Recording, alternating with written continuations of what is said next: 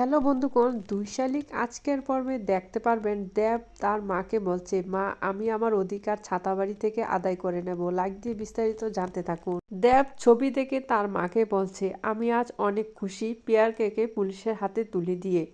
পিয়ারকে উকিলবাবু message পাঠায়, ২৪ ঘন্টার মধ্যে আমার প্রয়োজন লাগবে তোমার। এমন সময় নীলিমা এসে পিয়ারকে বলে, ভাই তোমাকে পুলিশ এসেছে ধরে নিয়ে যাওয়ার জন্য। তখন পিয়ারকে বাইরে এসে দেখলো পুলিশ দাঁড়িয়ে রয়েছে। পিয়ারকে বলছে, কি হয়েছে, এখানে পুলিশ কেন?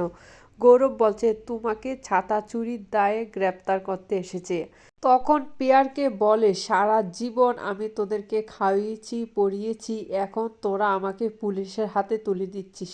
মনে রাখিস, একদিন আমি সব কিছু তোদের কাছ থেকে সুদে আসলে নিয়ে যাব। এমন সময় ঝিলিক এসে বলছে, যে অন্যায় করে, যে অপরাধী তাকে শাস্তি পেতেই হবে, আবার যে যাই হোক। আর আপনি খাওয়িয়েছেন পরিয়েছেন আপনার স্বার্থের জন্য, স্বার্থ ছাড়া কাউকে ১ টাকা দিয়েও সাহায্য করেন না। পিয়ারকে ঝিলিককে বলছে, আকি তুই কত পাখা গজিয়েছে সেটা আমি দেখে নেব। ঝিলিক কি পিয়ারকে উপযুক্ত শাস্তি দিতে পারবে? অবশ্যই কমেন্টস করে জানাবেন।